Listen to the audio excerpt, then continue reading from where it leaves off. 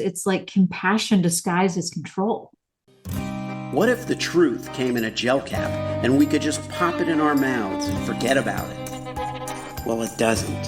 And we can't. But we can laugh in the face of reality while plotting our survival. Welcome to the Truth Tastes Funny podcast. I am your host, Hersh Rephun. And if my guests can handle the truth, so can you. Open wide, folks. Here it comes.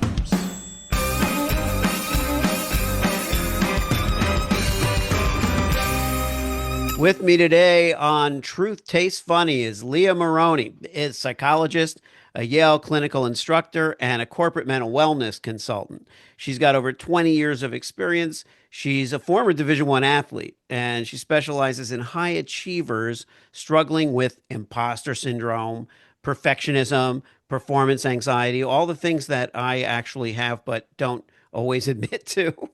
But I think, as we'll discuss, people have these in varying degrees. Leah's conducted over 20,000 therapy sessions, and she's contributed to Psychology Today, Newsweek, The Atlantic.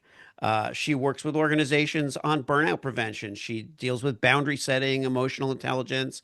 She's a very sought after speaker. She had a TEDx talk recently. She's presented her support Don't Solve framework to leaders nationwide, and her new book is out. It's called Serial Fixer, exploring the hidden patterns of overfunctioning and how to break free. Welcome, Leah. Thank you. I'm excited for our conversation. Yeah, it's great. It's great to have you here. I alluded to this in the intro where I mentioned that people have performance anxiety and imposter syndrome, things like that, in to varying degrees. But I said that, kind of on a hunch. What is your take on that?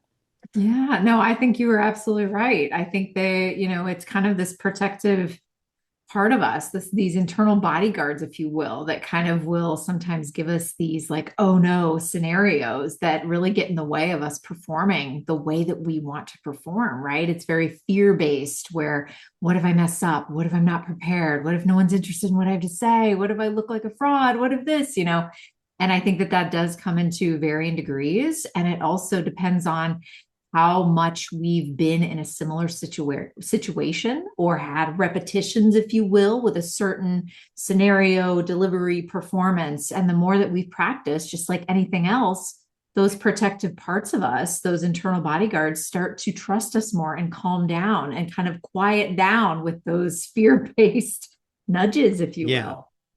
yeah, yeah. Is it something that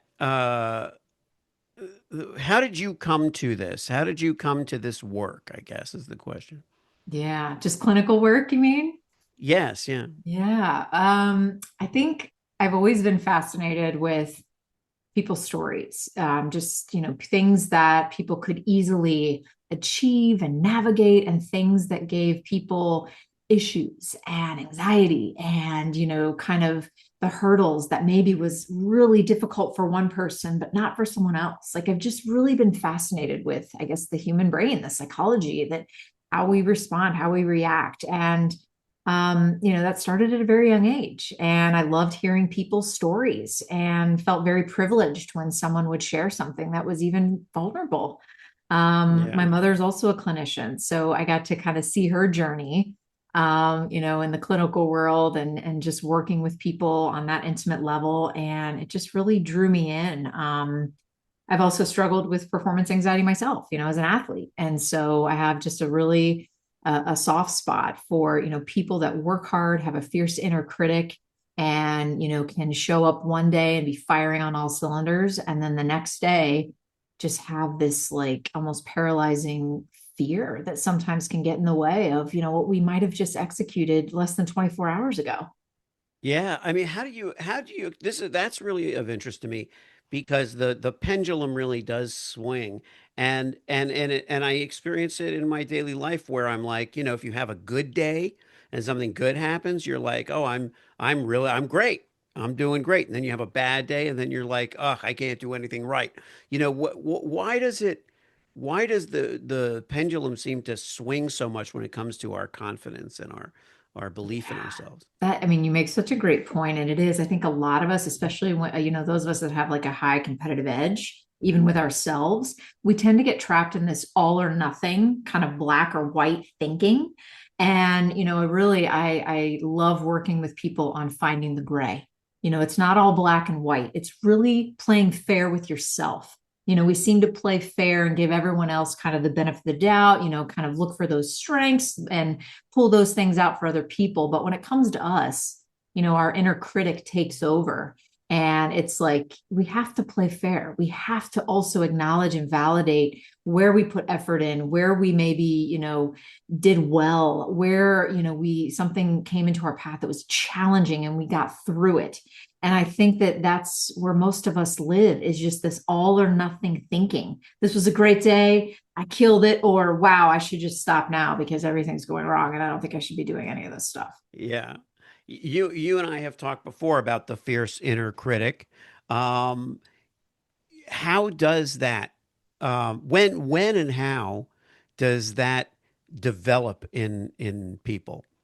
Oh yeah. Well, I mean, it is. It kind of is both that nature nurture, right? So it's whoever how we're wired, which you can kind of trace that back to, obviously the genetics of it, and also who raised you, who modeled these things for you, what you kind of picked up as a child, not even just your parents, but prominent people in your life, how they managed stress, how they talked about themselves, just how they responded to situations, regulated emotions, or completely suppressed emotions. I mean, a lot of this, we start to make these associations at a young age, and some of us, it's like, if I do good, if I achieve, if I get the A, if I get the basket, if I get the goal, then, I'm going to be praised. This is good. I want this external validation. And sometimes we become so fixated and on the hunt for those praises externally that we forget, or we're not encouraged to do that work internally, and Yeah. soothing and aligning with that critical part of us. I was also trained to, especially as an athlete, like, just ignore that part of you, Leah. Just forget about it, don't worry about it, just play, just smile, just have fun, and all those things. Yeah, it makes sense, but ooh, logically it makes sense, but when you're in the moment, it is so hard to shut that part out. And that's where I misstepped, is I tried to shut it out. I hated that critical part of me. I wanted it gone. I tried everything under the sun to try to pacify myself, distract myself. And I really learned that it's like I need to be grateful for this part of me because it keeps me hungry. It keeps me goal oriented. It pushes me, and, I don't stagnate. I just needed to calm it down. I needed this part of me to trust that I could recover. That if when I misstep, when I make a mistake, which is going to happen, that I have the ability to recover. And so it's aligning with these parts of us rather than shoving them out and trying to like get rid of them. Yeah, and this is something that we see. Obviously, we see it in our kids. We see it in younger people as they're starting out in business, especially business people, entrepreneurs who have it all kind of riding on their shoulders. Um, that's really tough. Like, it's one thing to perform in a job. It's another thing to perform in an experiment almost, which is what entrepreneurship often is. And it seems like driven people who have this kind of inner competition with themselves, the way that you described it, uh, the same thing that drives them to achieve can dissipate in seconds, and then it's almost like someone's moving the goalpost because they achieve something, and then they don't celebrate it. Do you ever get into this issue of celebrating your wins, how to manage your wins? Oh, yeah. And I've had to work hard at that. I really have, I think, just trying to integrate that pause and, saying, like, Leah, validate the work that you've put in. Take a moment to soak it in because you're going to miss it. And this is what you've been working towards. Don't just bypass it and go on to the next thing, because then you're not playing fair with yourself. And I think that's somewhere where we completely misstep. We would be celebrating other people when they, if they did the same thing, and creating this space. But when it comes to us, it's like we have a completely different playbook. And I think it's a muscle that we have to strengthen, so that we are kind of accessing all parts of us, if you will, and we're not just feeding into this sense of urgency and pushing and pushing and pushing, because then really ultimately, what are we doing that for if we're not creating that space to celebrate and soak some of the good stuff in?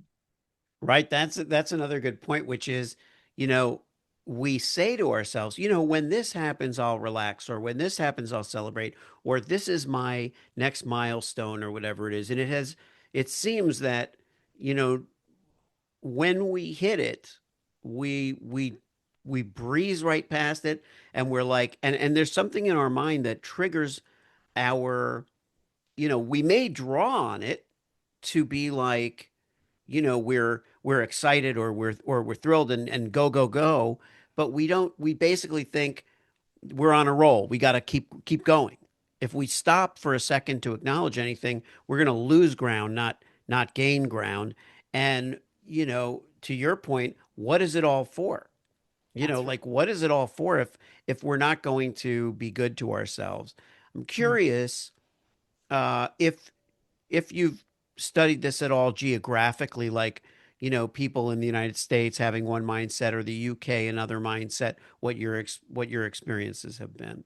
Yeah, I think that, fast-paced societies such as ours in the United States, I mean, I know the UK unfortunately is kind of subscribing to this in some respects too, where it's just this, feeding into this urgency, feeding into, filling every crack and crevice and transition in our day with something that our mind has Mm, associated with being productive, right? It's like we're completely out of shape with just being and pausing and integrating these micro resets into our day, because our critical part of us essentially is viewing that as like, no, no, no, I don't trust that if you do take that pause, if you do walk without listening to a podcast, or being on the phone or doing something productive, that you're going to lose momentum, that you're not going to be able to recover, that you're going to lose that grit. And you can see that's like the all or nothing mentality. And so it really is about getting in shape, if you will, with having some of these moments where we can practice and get repetitions in with pause, with setting some of these boundaries to, start to warm up these parts of us that are not trusting that we can recover, yeah. that we can have that. And I think that's really a way to look at it, is like we're out of shape with that. So you got to build that muscle.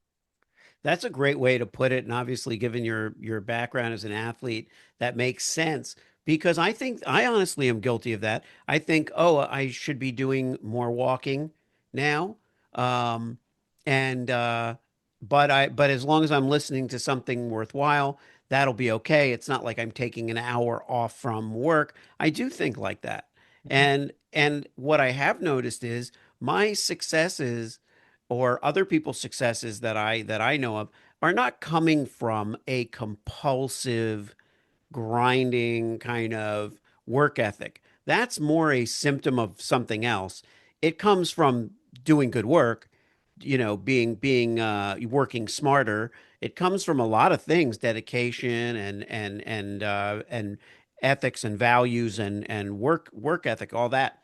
But it's not coming from the number of hours, Mm. you know and why go to the trouble of having your own business, let's say, or starting something new, or doing something you love? Why go to the trouble if you're just going to clock yourself, clock yourself in and out?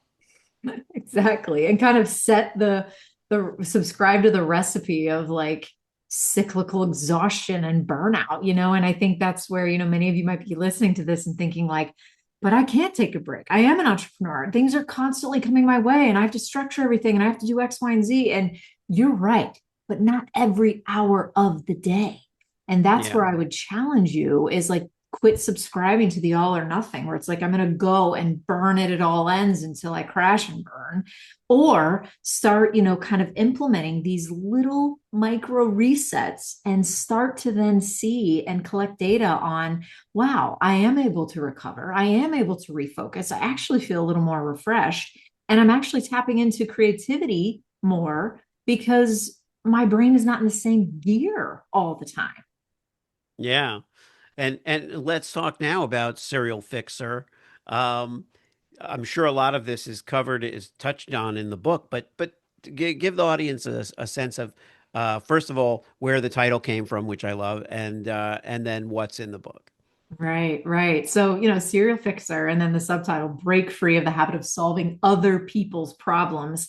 It really right there kind of shows you like serial fixing is almost placing yourself in interactions and conversations and relationships as the fixer and the solver, where you are almost like operating and being three steps ahead and jumping, taking the bait, jumping into conversations where someone will share something that's interlaced with their struggle, emotion, and you don't leave the ownership with them. You don't leave the like the problem where it is. You're immediately trying to fix and solve. And it's oftentimes it's like compassion disguised as control. It's like if you can be okay and I can confirm that I'm useful and I'm worthy and you need me and I fix that, then I can be okay. Then it confirms for me Yeah. that I'm a good leader, that I'm a good boss, I'm a good parent. And I really think it's an underlying huge ingredient in why we are consistently exhausted and not getting the type of connection that so many of us seek in relationships of all kinds.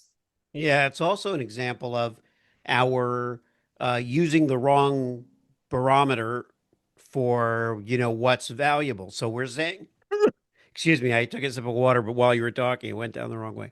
Um, but I'm going to give myself the grace to not be worried about my performance. We're all just people, and sometimes our water goes down the wrong way. But we don't do that enough. We don't do that enough. We think, oh my God, my water went down the Yeah, wrong way. yeah. But seriously, we're doing that same thing where we're saying if we work 18 hours, then it's good. If we help somebody with their problem, then we're covered. We did our part. Let's talk about the alternative. Let's talk about the healthy attitudes. What are the healthy attitudes that we should be replacing some of these habits with? Right. Well, especially, and this is our personal relationships and professional, if we're overextending and overfunctioning. I mean, I go into depth, about my whole kind of framework of support, don't solve. And are you supporting or are you solving? Are you still leading with empathy and compassion and using your skills and your emotional intelligence? But are you exercising that patience and truly those effective listening skills by starting with validation, by starting with where that person's at, by starting with letting them know I'm trying to decode the message that you are sharing with me verbally and non-verbally, rather than jumping into giving step-by-step advice, prematurely, relating and just like diagnosing, if you will, right out of the gate and not creating a space for someone to get their own practice and processing skills and the things that are necessary for them to build self-trust and confidence. And you can see it creates these like micro codependencies in our families, in our friend groups, in our professional lives. And it's a lot, it's imbalanced. Are there people who, I'm thinking of, well, obviously I relate to a lot of this stuff and I can see it in people that I know, but are there are the people who exhibit a tremendous amount of self-confidence, are they just possibly sometimes masking these insecurities, but they just do it well, and so no one thinks of them as neurotic or worried or whatever it is, or are there people who are just genuinely just excuse me, just stable and confident? Like how do you read people's behavior when you're trying to understand where they're coming from? Yeah, yeah. I mean, I think we don't do enough with, when someone shares something, whether that's, a complaint at work or they're stressed or, your child comes home and starts venting. We don't stop by, asking another question like, tell me more. Or no, it sounds like that's been a challenging project for you. We just immediately start to fill in the gaps. And so I think to your point, like the confident person who's really been able to internally regulate themselves as they're trying to help regulate the person that they're talking with, they are able to kind of take that role of a supporter rather than a solver and not jump to like, well, this is what you should do, but get a little more clarity and actually create that space for that person to share and process and start putting their pieces together themselves with your support. Yeah. Yeah. And that also goes back to, when you're supporting others, that's actually a very big boost to your confidence, I think.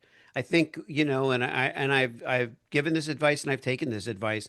When you're most concerned about yourself, get off of yourself, get on to somebody else, do something sincerely for other people. And you will find your confidence kind of creeping back in. Mm. And sometimes maybe it's even the time that, the breathing time, when you're taking a break. What do you think is, in today's world, in the current scheme of things, where it just would seem that people are on more edge. It seems a universal thing. It doesn't seem like it's only in the United States or only in a certain country. It seems like this is a time of people being on edge, Yeah. and it's gone on a while. What are some tips that you have for people, especially, you know when this comes out? We'll be starting a new year. People will have gone through the holiday thing. Hopefully, they've come through the holiday, doldrums, or the ups and downs of the holiday, pretty well intact. But going into a new year, we don't know what the future holds. What are some tips that you might share?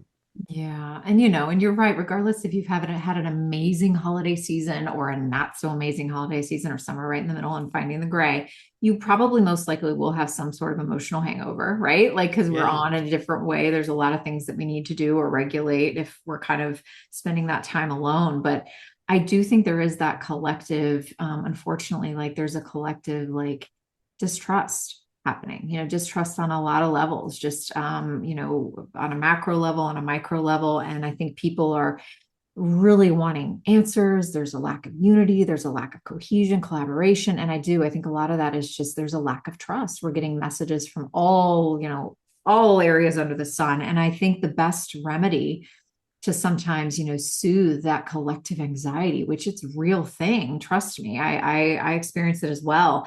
I think it's really honing in on what can I control within me. And I'm not talking about everything and creating this huge task. I'm talking about the basics of being a human being, looking at the things that we need from the foundational level as a human, being mindful about what we're putting into our body and how that impacts us, our sleep, our recovery time, what we're listening to, what we're consuming, who we're associating with, our movement.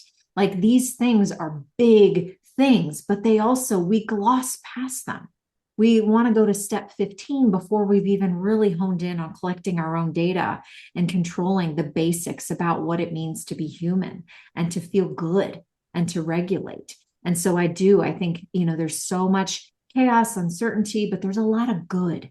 And I think we're able to access better and more positive filters of how we process information and see the world when we are taking care of us at a very basic level and subscribing to living proactively versus reactively. It's amazing how much more we're able to regulate and make decisions of, I don't need to listen to any more of that, or I don't need to put myself in this situation if you are taking care of yourself at those very basic levels. Yeah, thank you for that. I think that also some people who uh, experience the performance anxiety, imposter syndrome, aren't sure how far to go on the other side. In other words, they don't want to be obnoxious or overconfident or overstate their expertise or whatever it is, toot their own horn. Like how much is healthy and how far is too far in the other direction? Mm-hmm. Yeah, that's a great question. And I'm trying to think of different contexts with that. But again, I think we sometimes bring and put this pressure on ourselves that we miss the art of communication. So if you're in a meeting with a colleague, you're interviewing, you're in a difficult conversation with a friend or family member, and you want to share something, The art of communication is saying a few sentences and pausing to see how the other person responds. If they ask you another question, I've seen it so many times, in the professional world that, we feel like we have to give this whole monologue and we have to make sure that we include everything about what we've done or how this is hard, but we still want to look confident. We put so much pressure on ourselves. And I always, tell my clients, I give the advice of be concise, be direct. If you have talked and, entered a conversation and then you share more than two or three sentences, you're doing it a little wrong. Like pause, see what your manager, see what your colleague, sees what your friend has to say. They may ask you a question and you think, oh, good, someone's going to structure this with me. But I think it's Yeah. removing that pressure that we have to nail it. We have to put everything into it because you also have to remember that the human attention span, unfortunately, is shrinking. And so people sometimes lose you after two or three Yeah. sentences. So being concise, being direct, and really engaging in the dance of communication with someone else. Yeah, that's wonderful advice because it sounds like if we were to kind of sum it all up, taking it a little slower, listening a little more is what's really needed, not more information from us. I think that if we can follow that advice, we'll find ourselves doing what you and I both were talking about, being able to help other people, listen to other people, remember that it isn't really about us necessarily, and giving ourselves that room. Give yourself that room. This has been wonderful. I want to make sure that you tell our audience who's listening where they can find you, where they can reach you, and where they can get Serial Fixer. Oh, thank you. Thank you. Well, yeah, I'd love to connect. I am on the most of all the social platforms. My website is leahmarone.com, and you can look for Serial Fixer really wherever you like to shop for books. It's, Amazon, Barnes and Noble, Bookshop, and, a lot of local bookstores and things like that. So I would love to hear if you do purchase it and read it. I'd love to hear if it resonates. So please do connect. And you can also find me on Substack with Fixer Files. Awesome. Well, thank you, Leah Marone. Thank you so much. The book is Serial Fixer, and I look forward to reading it. And so does the audience. So do let us know. Let us know in our comments, and of course, whether it's on Facebook or YouTube or Apple, but also when you get Leah's book, if it moves you, please leave a review. I know how important it is for other readers to see that social proof. Thanks so much, Leah, for coming on the show. Oh, it's been great. Thanks for having me. Thanks so much for tuning into Truth Tastes Funny. If you enjoyed the experience, please leave a 5-star review and share this podcast with your friends.